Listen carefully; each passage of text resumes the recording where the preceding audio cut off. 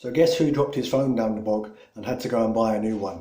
You guessed right, this guy. So you get a brand new book review, freshly filmed, fresh off the mill, fresh off the roller for you to enjoy today. I did already have several pre-lined up, pre-recorded, ready to go, but I lost them all when I got my new phone. So today we're looking at Noam Chomsky and Ilan Pappe, Gaza in Crisis. Now this was really the book that really solidified my pro-Palestinian rights, pro-Gaza view on the Israeli-Palestinian conflict. Now that's not to say I'm pro-Hamas, by no means, but this really detailed for me. Before I read this book, I didn't really know of the crimes of Israel and how far they went and how deep they actually went. I just believed that Gaza was bombing the shit out of Palestinian people. Israel was bombing the shit out of Palestinian people on a regular basis and causing a load of misery. So I thought that's why I was anti-Israeli policy, not anti-Israel specifically. I'm not against Israel as a country.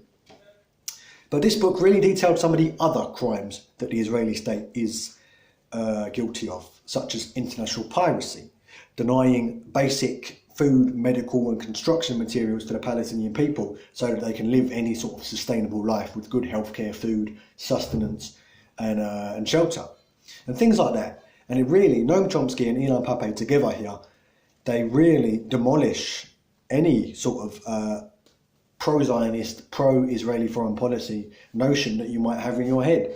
I mean, they really challenge it. The only one thing that I would say I didn't like too much in this book is they don't spend a whole lot of time being critical of the actions of Hamas and groups like that operate from Palestine attacking towards Israel, and that does happen.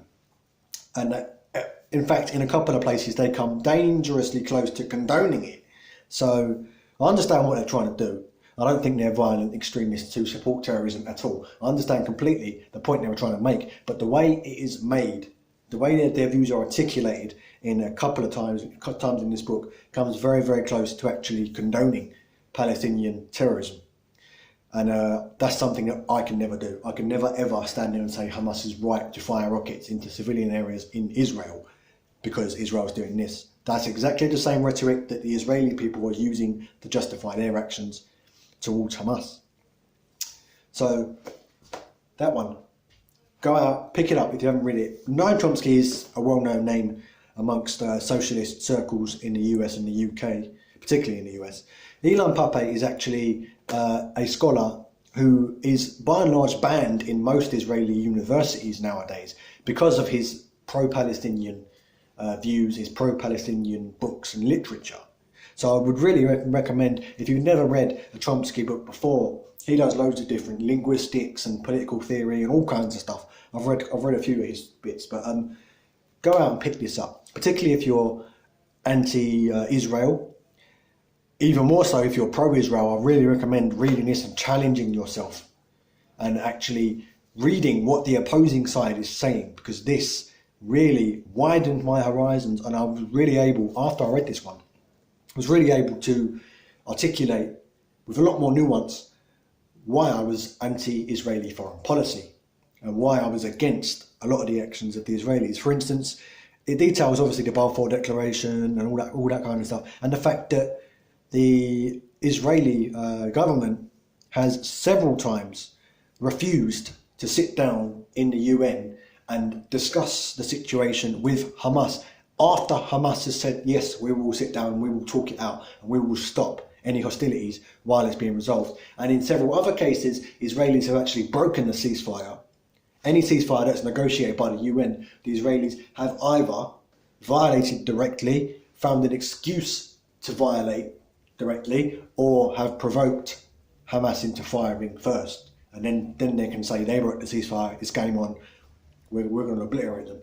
So it really challenges Israeli racism, Israeli policy, and the attitudes towards Palestinians and Palestinian civilians, particularly Arab Palestinians. Obviously, not everybody in Palestine is an Arab or a Muslim.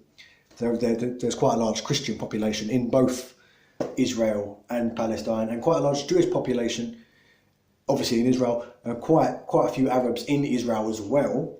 But it really challenges that, and really details this systematic, almost systematic racism. In fact, not almost, blatantly systematic racism and prejudice towards Palestinians, Muslims, and Arabs that is not only prevalent in the Israeli policy towards Palestine and Gaza and the West Bank, but is also quite prevalent in Israeli, in Tel Aviv, etc., in actual Israel, in their society as well, towards the Arabs that do live there. So, once again, if you haven't read this, if you don't know who Noam Chomsky is, this is a great place to start. In fact, this was the second Chomsky book I actually read. The first one was Manufacturing Consent, but this was a birthday present, I believe, a couple of years ago, from my brother and sister-in-law. So big shout out to them for getting their hands on this one for me. And it really helped me with my views. It helped me process my views further. So that was that. Noam Chomsky, Ilan Pappe, Gaza in Crisis. Go and read it.